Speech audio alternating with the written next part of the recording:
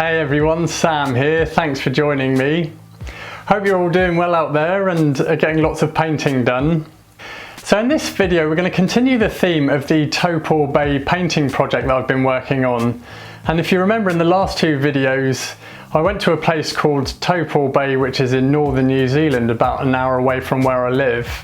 I took all my painting gear with me and I did a few field paintings out there on plein air because I wanted to paint the cliffs and the sea so that I could do a studio painting.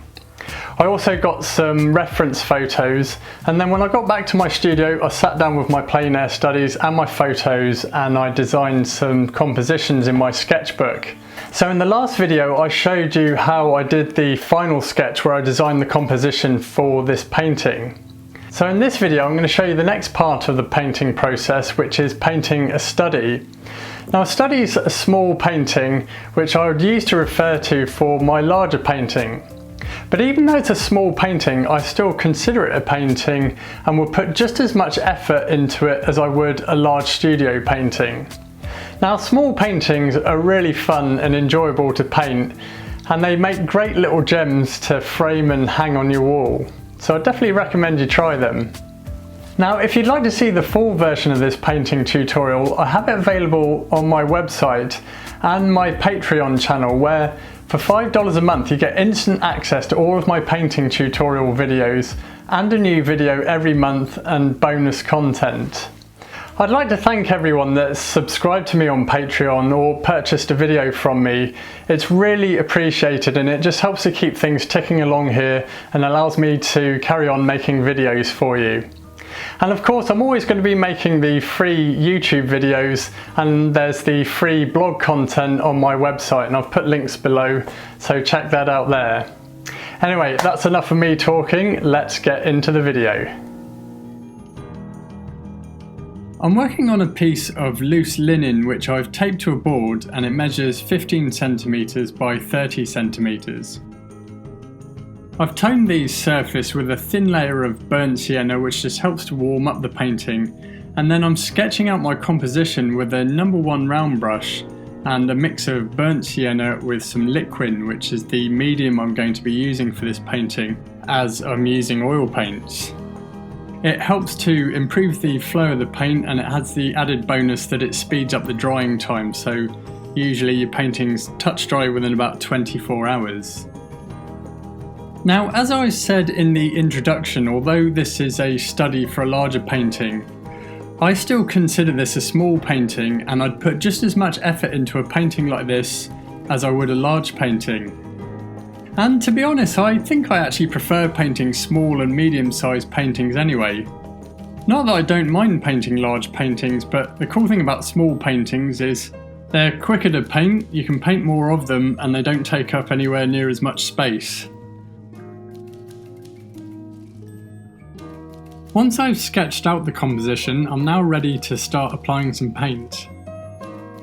Now for those of you that have watched my other videos will know that I usually begin a painting by establishing all my dark values and shadows first. And for me, this is just more of a solid methodology that I can apply during the blocking in stage, which I've found that has helped me to create more successful paintings. And I actually learnt this when I was painting outdoors on plein air from another artist, and then once I tried this, just because the light moves so quickly when you're outside, I actually found it easier to paint my shadows first, and then it didn't matter if the light changed. And since then I've applied it to my studio work. So value is how light or dark a subject is, and I paint my dark values and shadows first so I can just quickly establish a tonal dynamic in the painting, and it makes it much easier to then add the areas in light afterwards, and also be able to get the saturation of your colour right. So here I've started with the clouds, and it's a simple mix of ultramarine blue with burnt sienna and titanium white. And then I've progressively painted the shadows in the cliffs, which are getting darker as we're going to find our darkest shadows in the foreground. And I've used the same mix that I've used in the clouds, but then I've also used less titanium white as I come forward in the painting, and also rounded off some of those mixtures with some quinacridone magenta. Once I've established all my dark values in the painting, I then work back and start with the furthest zone away in the painting, which is the sky. I start with the cloud highlights, and I use some of this highlight mixture to blend into some of those cloud shadows. And then I move on to the sky. The sky and clouds in most cases are generally some of the lighter values you'll find in the landscape, so I try and avoid using too much dark colour. I'm keeping my sky mix simple and just use a combination of ultramarine blue with a little cobalt teal and titanium white. I next mark in the major zones within the sea, so the shadows of the breaking waves and the main body of the ocean itself. I leave a few gaps so that I can add some of those highlights in on the crest of the waves and the white water. Then after that I spend time marking in the areas of foliage, the trees and shrubs and grass that's growing on the cliffs. The vegetation on the cliff is a major component of the painting, and it's going to help to bring out the form of the cliff itself. I want to keep it interesting by having lots of different trees and plants and different greens on there.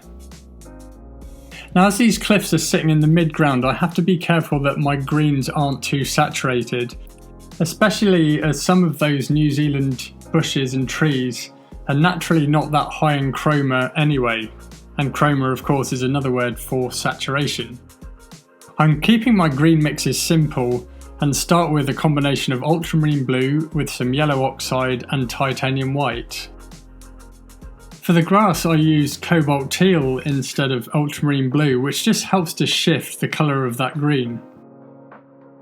The beach sand is a low chroma colour but also a light value, and so for this I mix a combination of yellow oxide with a little ultramarine blue, a little quinacridone magenta and a lot of titanium white. Now once I've painted the sand, I've roughly at this point got in most of the major zones within the painting.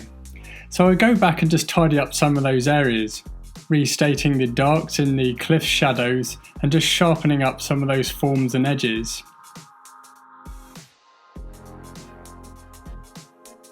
I add some highlights on the crests of those waves, so mainly just marking in where those waves are going to go, and then I finish up the beach in the foreground.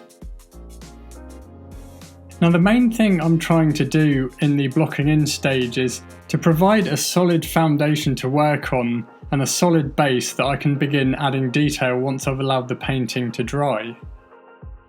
So before I move on, I check that all my values, tones and colours are all matching up and they're all working with each other, and that I can already see the atmospheric depth in the painting. I also, at this stage of the painting, keep my colours and values a little on the darker side so that I've got plenty of room to add lighter values later on in the painting as I'm building up the details, and then I'll be saving my lightest tones until the end of the painting.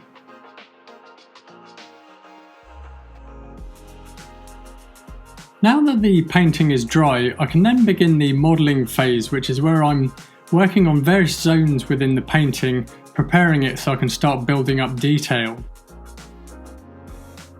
Now, one of the largest masses within the painting are the cliffs, and this is one of the areas that I spent the most time on. One of the main things I wanted to focus on was the abundance of trees and plants growing on the cliffs. In particular, I wanted to communicate the bright sun bathing the cliffs in light, and adding some highlights to the tops of the trees and plants. I also focused on the shadow areas within the trees and plants, which helps to give the whole zone a three-dimensional effect. I added some darker shadows in the trees on the right side of the cliff that's closer to the viewer, and this just brings the trees forward in the painting.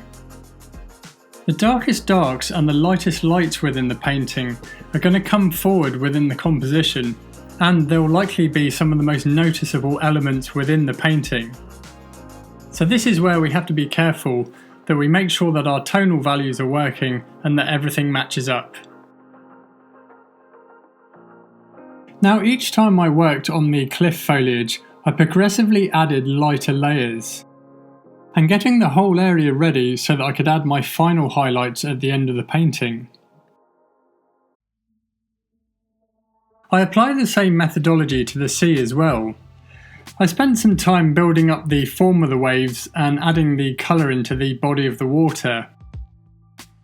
And then I reapplied some of those highlights, but I made sure that they were a little bit darker so that I have room to add my final highlights at the end, which is where my lightest values will be.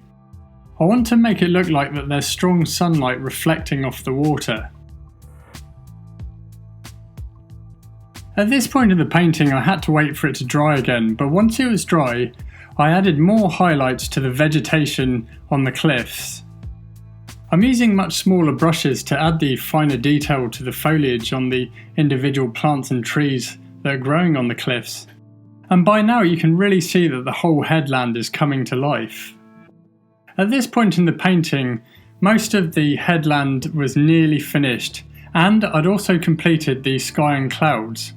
So next I decided to add the final highlights to the sea. This is where I was using my lightest values, a simple mix of titanium white with a little bit of yellow oxide, and using a number 0 round brush I marked in some sparkles on the water and a few highlights to the crest of the waves and some of the white water in the foreshore. Once I'd finished painting the sea, I then moved on to the beach, which I've actually left till last.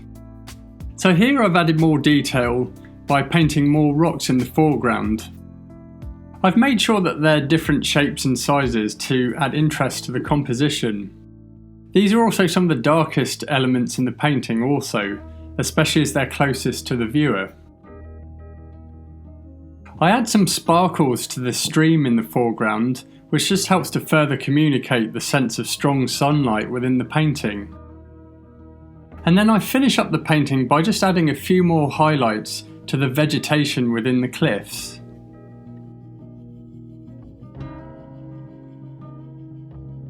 Once the painting was dry, I was then able to peel off the masking tape.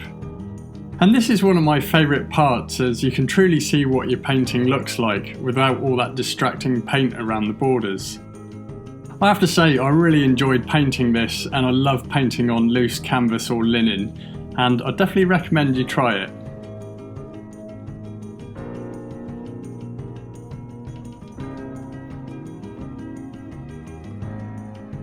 Thanks for watching, I hope you enjoyed this video, and as I said at the beginning of the video, if you'd like to see the full version of this painting tutorial, it's available on my website and on my Patreon channel, and I've put the links below. If you'd like to see more of my art, then check out my website at smallish.com, and I've also got an email list there if you'd like to subscribe to that to keep up with the news of what's happening in the world of Samuel Earp artist. So new YouTube videos, new blog posts and new videos in general and other things. If you'd like to see more of my artwork as well as my website, you can also follow me on Instagram and Facebook, which I post to regularly if you'd like to see what I'm working on. Anyway, thanks for watching and your support, and I shall see you next time. Bye!